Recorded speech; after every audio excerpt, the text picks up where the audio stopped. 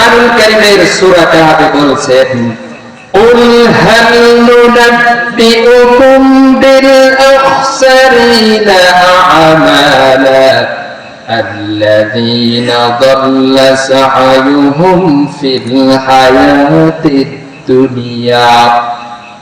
আল্লাহ পাক বলেন, নবী হে, আপনি আপনার জাতির নিকট, আপনার কওমের নিকট, আপনার উম্মতের নিকট জানিয়ে দিন, হে নবী আপনি জানিয়ে দিন, ওগো আমার উম্মত, আমি কি তোমাদেরকে জানিয়ে দিব না যে তোমাদের মধ্যে আমলের ব্যাপারে কারা ক্ষতিগ্রস্ত, আমলের ব্যাপারে কারা ক্ষতিগ্রস্ত।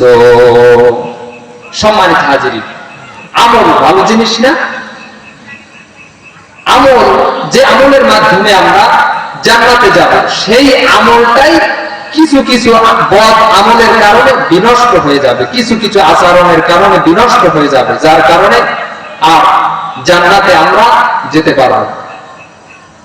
আল্লাহ রাব্বুল আলামিন কোরআনুল কারীমের বিভিন্ন আয়াতে, একাধিক আয়াতে, অসংখ্য জায়গায় আল্লাহ রাব্বুল আলামিন বলেছেন, তার মধ্যে আমি সূরা কাহফ থেকে তেলাওয়াত করেছি, তার একটু সামনে গিয়ে আল্লাহ রাব্বুল আলামিন বলছেন, ইন্নাল্লাযীনা আমানু ওয়া আমিলুস সালিহাতি কানাত লাহুম জান্নাতুল ফিরদাউসি নুজুলা খালিদিনা ফিহা লা ইয়াবগুনা আনহা হিওয়ালা। জোরে বলি আল্লাহু আকবার, আরো জোরে বলি আল্লাহু আকবার। আল্লাহ রাব্বুল আলামিন এখানে বলেন, নিশ্চয়ই যারা ঈমান আনবে, ঈমান আনার পাশাপাশি আমলে সালেহ করবে, আল্লাহ রাব্বুল আলামিন বলছেন ঈমান আনার পরে আমলে সালেহ করবে, ওই সমস্ত বান্দাদের জন্য আমি আল্লাহ রাব্বুল আলামিন জান্নাতুল ফিরদাউস বাজেট রেখেছি। বলি আলহামদুলিল্লাহ।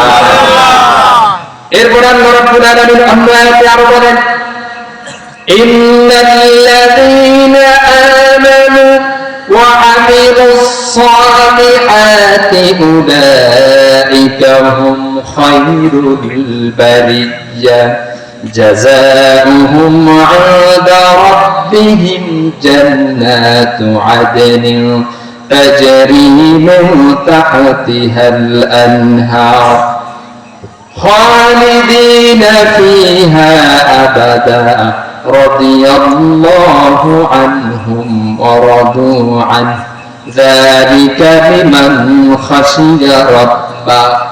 এখানে আল্লাহ রাব্বুল আলামিন বলেন, নিশ্চয়ই যারা ঈমান আনবে, ঈমান আনার পরে আমলে সালেহ করবে, আমলে সালেহ করার পর আমি আল্লাহ রাব্বুল আলামিন ওই সমস্ত লোকদের জান্নাত দেব, এবং তারা হচ্ছে সৃষ্টির মধ্যে সেরা। কি বলে? সৃষ্টির মধ্যে সেরা। আমার বন্ধুগণ, যে আমলের কারণে আপনি জান্নাত পাবেন, যে আমলের মাধ্যমে আল্লাহ রাব্বুল আলামিন আপনাকে জান্নাত দিবেন, সেই আমল থাকা সত্ত্বেও আবার আপনি জাহান্নামী হবেন। কি কি বদ আমল করলে আপনার আমল কোনো কাজে আসবে না, সেই কথাগুলি আপনাদের সম্মুখে উপস্থাপন করব ইনশাআল্লাহ। সবাই শুনতে রাজি আছি? ইনশাআল্লাহ। সম্মানিত হাজির, তাহলে নাম্বার 1 প্রথম আসা যাক।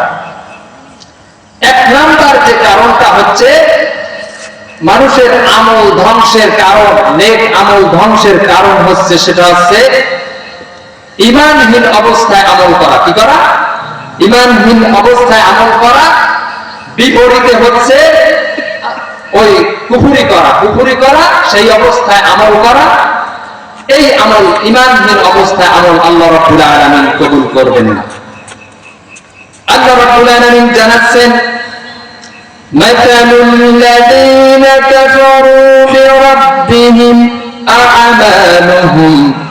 أعمالهم كرماد اشتدت به الريح في يوم عاصف لا يقدرون مما